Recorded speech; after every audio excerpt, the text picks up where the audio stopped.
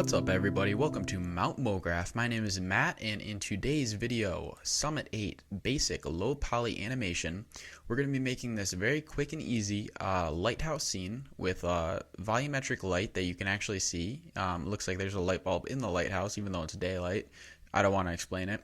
And we'll also have moving waves, and I'll show an easy way to set up these clouds. So you can set this scene up in about 15 to 20 minutes and get a really nice result. So here's the animation. As you can see, we have some atmospheric glows and glimmers on the water. The waves actually do move. They're just really slow. And I got a couple requests on how to make low poly water, and well, I'll show you how to make that in this video and how to set up the scene real quick. So once again, we are going to be making this lighthouse, and it is going to be a quick and easy video. So we'll get into some other stuff later. I was going to make like a Harry Potter train scene, like the train going through the mountains, and I realized some people might not know how to animate cameras, so I'm going to make this one today, and then in another video I'll be doing that, a Harry Potter train animation with like some smoke coming out of the stack and it moving on a track. But just for this one, I think we'll stick with the lighthouse and just get the basics out of the way. So open up Cinema 4D. I have mine open right now. Doesn't matter what version you have, I think this will work all the way down to R12 as usual. So yeah, let's jump into it. We don't need to make this video too long.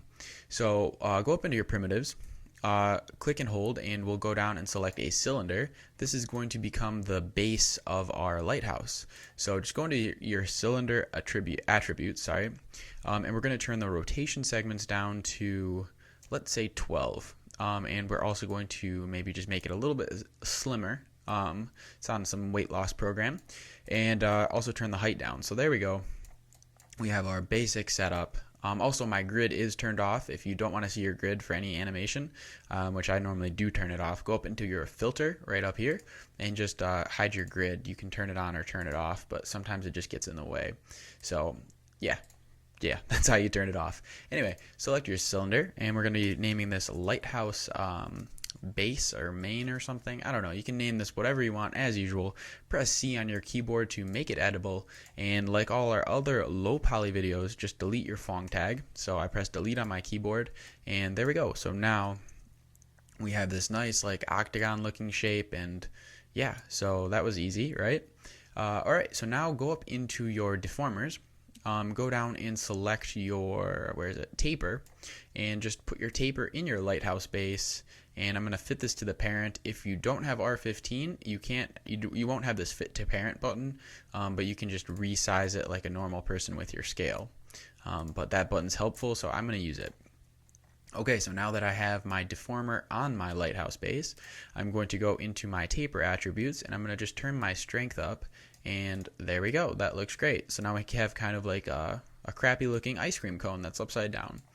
Okay, so now I'm going to select my lighthouse base with the taper. I'll just minimize the drop down. Hold command on your keyboard and drag it out, and as you can see, we'll get a duplicated copy. I'm just going to press E on my keyboard to bring up my move tool, and I'm just going to slide it up to the top of it, and this is going to become like the top of our lighthouse. Okay, so that seems just about fine. I'm also going to scale this down, so press T on your keyboard to bring up your scale properties, and we're just going to make this a little bit flatter.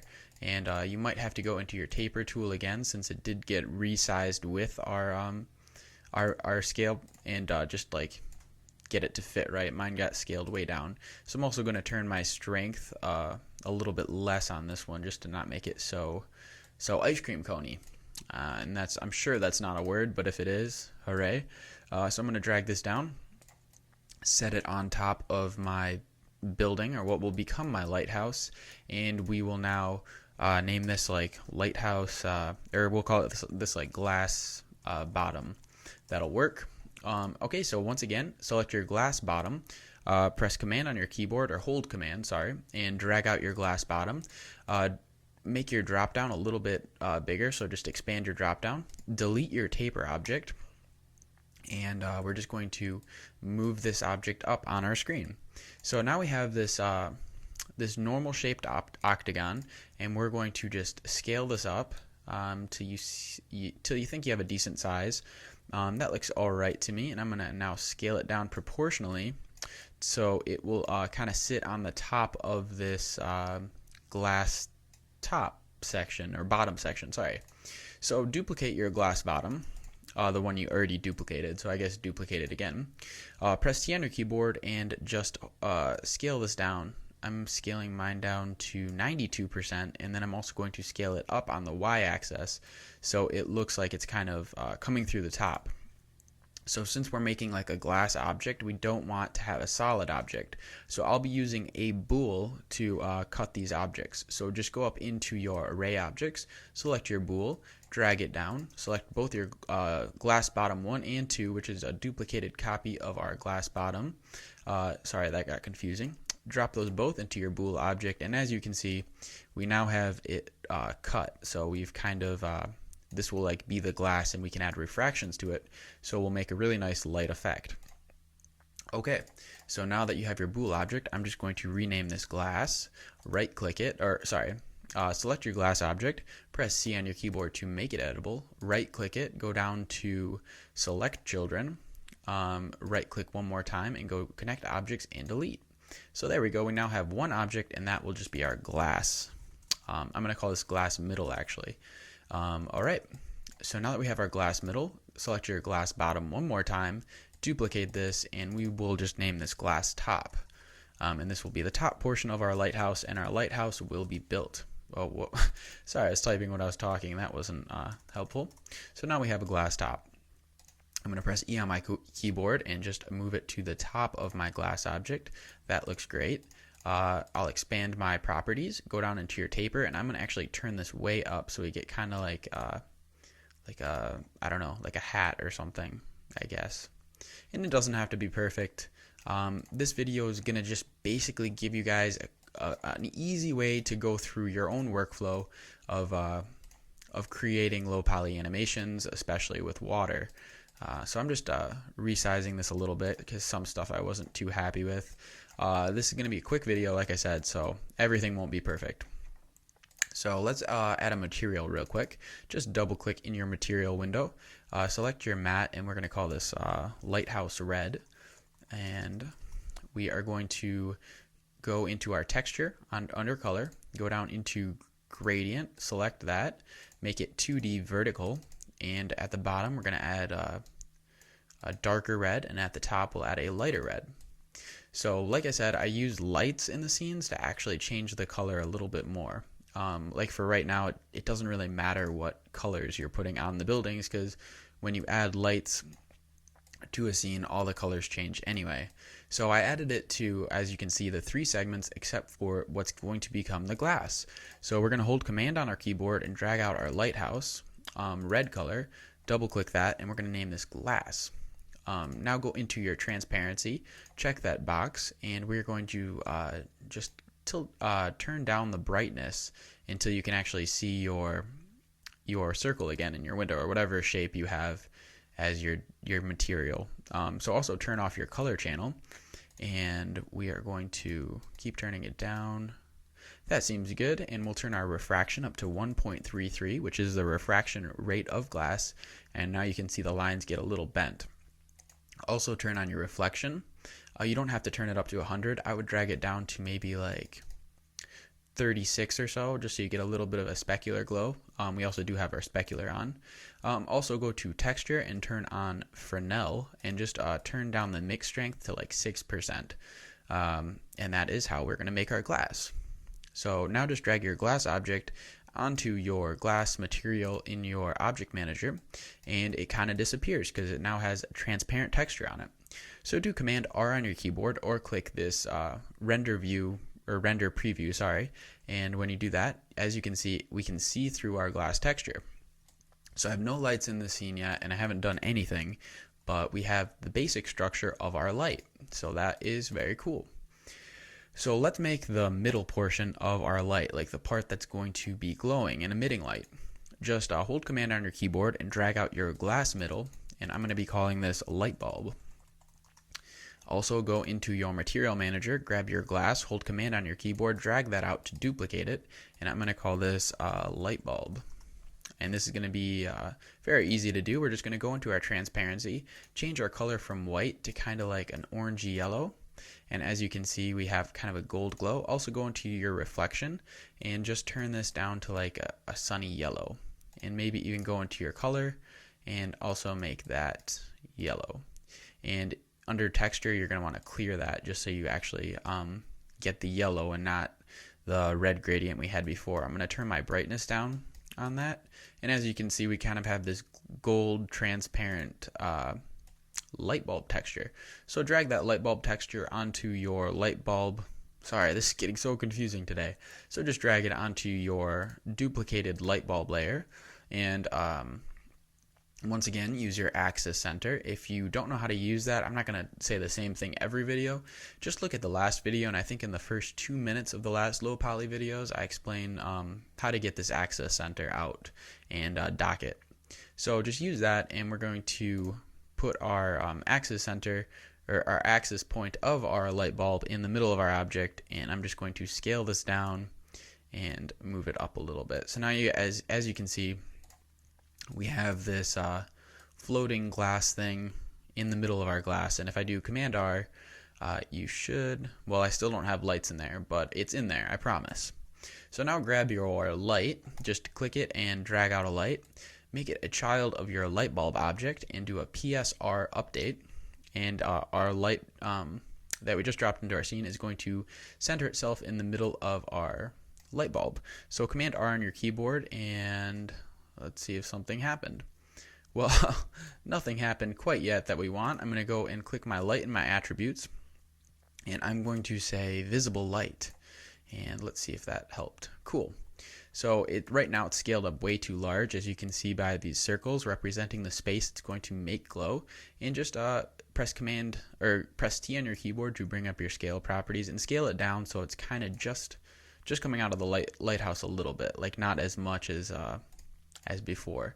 Also, I'm going to change my color to like a yellow, and let's see how that works. Let's see. I'm going to just play around with this for a second and see if I can get a better look.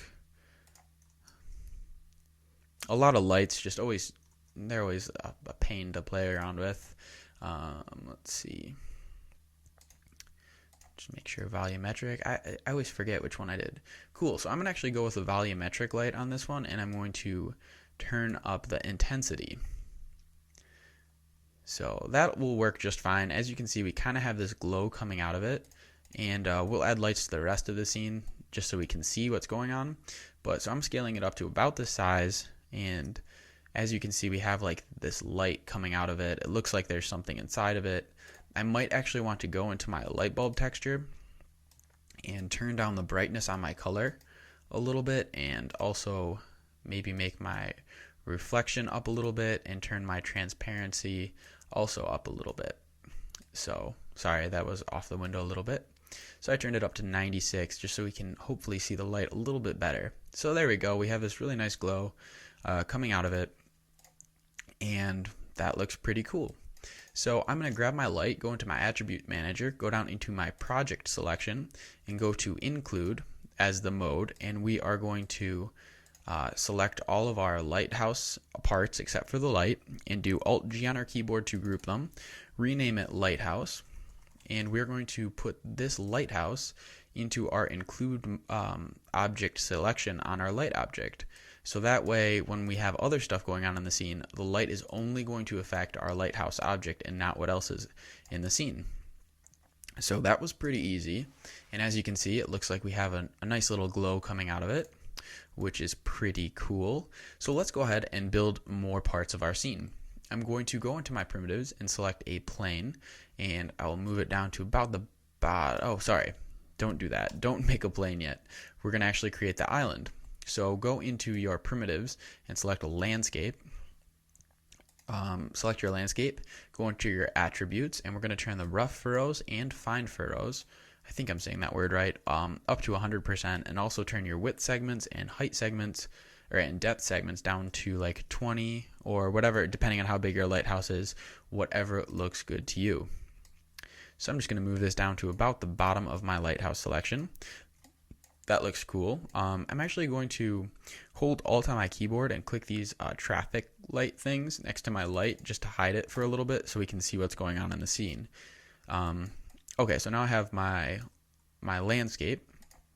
I'm going to go into my primitives, select a cylinder, scale up my cylinder, and I'm just going to guess, but I'm guessing this is going to be a decent island size. So I'm now going to go into my array objects, select my bool, and I'm going to drop my landscape and cylinder into my bool. You might have to play around with your boolean type. I'm not sure how to say that, but I believe you have to be A intersect B. And when you do that, as you can see, we cut a disk out of our landscape, and that is going to become our island.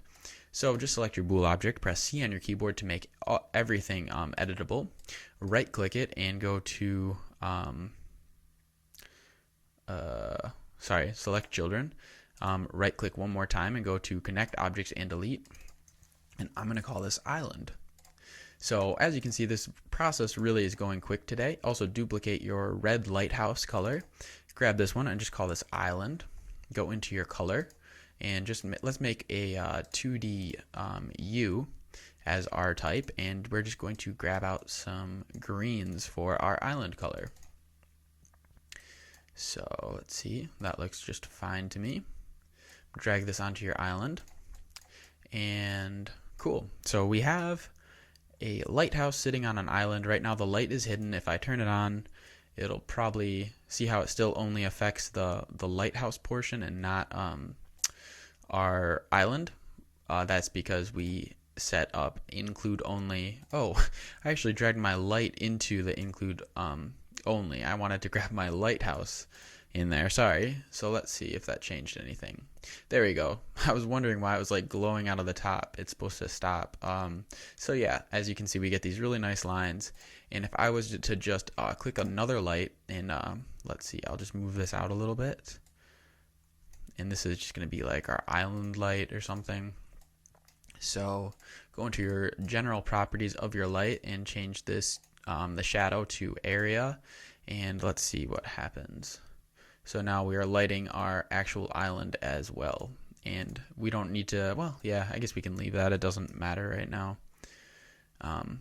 And so once we add like our sky objects and stuff, everything will really pop. Also make sure you go to your island and delete your Fong tag, just so we get the nice geometric low poly style going on with it. As you can see, we get hard edges then.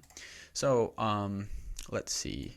Our next step is going to be creating the water animation. That is very easy to do. So just go into your primitives, select a plane object, scale that up a ton, and just drag it down so it's about at the same level as your island. So there we go. That looks just fine to me. Go into your plane object, and we're going to actually turn our width and height segments up this time. Normally we turn them down, but turn it up to like 30 and 32 depending on the size of your scene, and you just want to have a whole bunch of squares. And let's see, mine is actually going over my island right now, and I don't want it that much. So let's see, I might move my island up a little bit, but this will all change in a second. Okay, so now go into your deformers, grab your displacer, move your displacer into your, as a child of your plane. Nothing happens right off the bat. Go into your displacer, go to shading, go to shader under your shading settings, and turn on the noise. So immediately you can see some deformation. I'm not sure how to say that one either. Like I say in every video, I really have to learn English a little bit better, I think. So delete your Fong tag on your plane, and we will see once again the low poly style is engaged onto our plane. So if I do Command R to do a quick preview, you see we have these, it's not perfect yet, I gotta line it up a little bit better, but you have this noise affecting our scene. So one of the cool things about the displacer, if you click your noise, like this picture right here, just double click your noise, and you'll go into your noise shader properties. So this is where I think in another video we've changed the global scale. Well, there's actually something called an animation speed. So if you turn on your animation speed, it means the noise is going to animate the object because it's going to be changing, and noise is the black and white portions. it's really hard to explain, but basically the alpha channel of your shader is what creates the animation because it's moving. So as you can see, we have this nice little wave effect happening on our plane, which is going to be our water. So that looks pretty cool. Go in and click your displacer again, go into your attributes, go to object, and here you can actually change the height. Like let's say you want to have a crazy storm, and there we go. We now have like this crazy storm happening around our poor little lighthouse, but I don't want it up that much. I'm going to turn it maybe to 15 and just get a nice smooth tropical ocean or whatever happening by my lighthouse. So that is cool. So we have this nice water animation happening by our lighthouse. So let's create a water texture. Duplicate your glass object, the clear one, not the light bulb. Double click your glass and turn on your color channel. Go into your gradient on your color channel and let's pick some tropical blues. So I'm going to pick a light blue and kind of a tealy light green. Let's see. Okay, so I'll select those. Also go into your transparency and let's select a light blue color just to get this ocean look. Turn your reflection, go down into your reflection and your blurriness, set this to 5. And now let's drag our glass, oh, I forgot to rename this. We'll name this water. And drag your, why didn't that save? Alright, so save it as water. Let's see if it, okay, that time it went. And just drag it onto your plane object, which is going to be your water. If I do Command R on my keyboard, well, I still don't have lights in the scene, and the island is sticking out a little bit, but I think it's going to be just fine.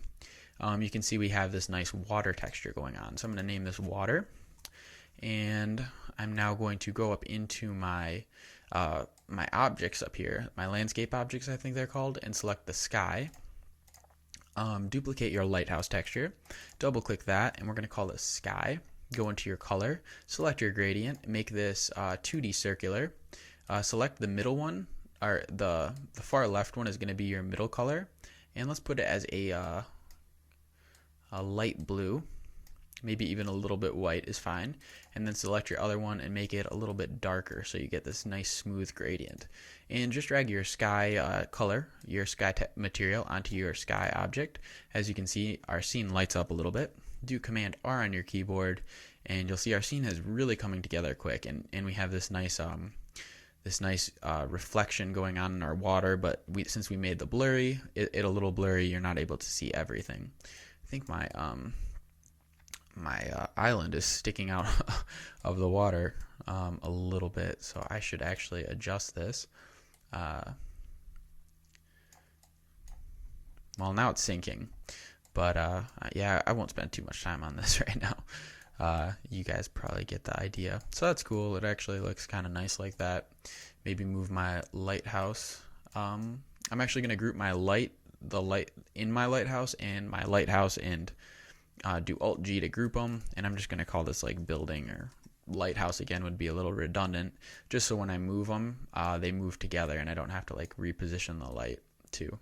So I'll put this not sinking in the water, maybe at the top of this hill, and let's see. Okay, so that's looking just fine. I don't know if you guys have the GSG light kit, but I'm just going to throw that in here real quick. You guys can, because lighting always takes a while for a scene, and everyone's scenes react differently, so that's kind of always hard to walk someone through. But if you do have that kit, I recommend using it. I'm just going to go to my content browser. It's under my favorites, and I'm going to drop in the daylight preset from the GSG light kit, which I guess I can put a link at the bottom. And if I do Command R, you'll just probably, the scene is, oh, whoopsie. I'm going to go into my daylight controller and just scroll down to sky seen by camera, so we see our sky and not the default sky. And let's see how this is looking. Render computer. So let's see.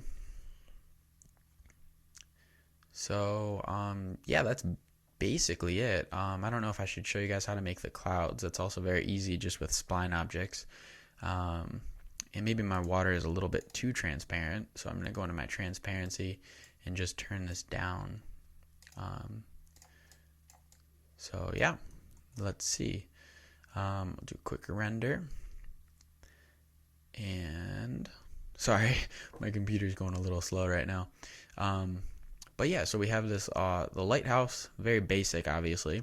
You can kind of see through to the bottom of the island, which I think is a nice effect. You could mess around with your water transparency a little bit more if you'd like, but you kind of get the glow from the lighthouse coming out. I could probably make my light bulb texture a little bit more transparent even, and maybe just turn my color off altogether, turn my reflection up. I mean, it's all just playing around with like these material settings to get a look that you're happy with. But yeah, I think that's just about it. But yeah, so that's how you create the basic scene. I'm gonna skip making the clouds just because I think nobody wants to see that, to be honest. But if I press play, we have our water moving in the scene. We have our lighthouse sitting on the island. Oh crap, I'm sorry, I forgot. I told you guys we were gonna do the basic camera animation.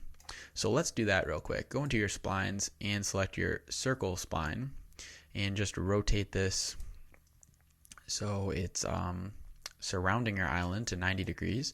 Scale it up a little bit. Cool. So as you can see, it's sitting above our water, sitting above our scene. That was really easy. Just go and click a camera object.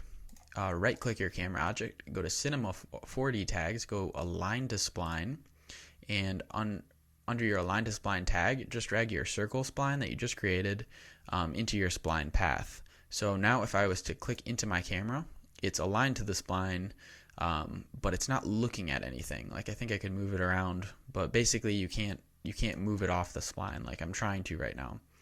But so that's a cool way to just position something. And then when I change my position, it'll actually go in a circle. It's hard to see because it's not looking at anything, but it travels along the spline.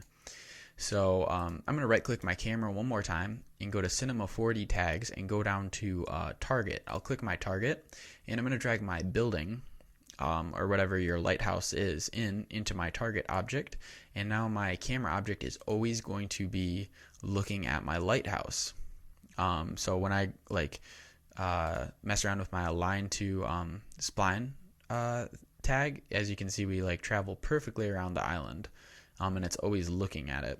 I could even drop my island and building into a null object if you want to see the island too, and go into my target tag and drag just that null with the island and the lighthouse in there. So now when I scroll around with my position, it's always going to be looking at the island and the lighthouse.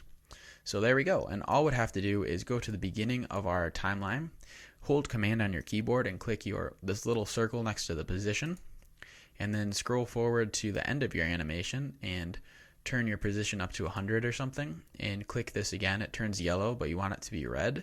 So just hold Command and click that circle again. Go to the beginning of your animation, and now when I play it, I'm spinning around the scene very fast, but our whole animation is going. Let me just actually make my timeline longer so we can see the water animation since it's traveling so quick. So I'm just going to move this keyframe down there. So now when I play my animation, oops, it's playing backwards, but yeah, so we have the water going up onto our island. Our camera automatically spins perfectly around the scene. We have our sky, and you can stop at any frame, do Command R, and just see how the scene's looking. So yeah, I mean, you can throw clouds in here, you can throw a boat, you can throw whatever you want in here.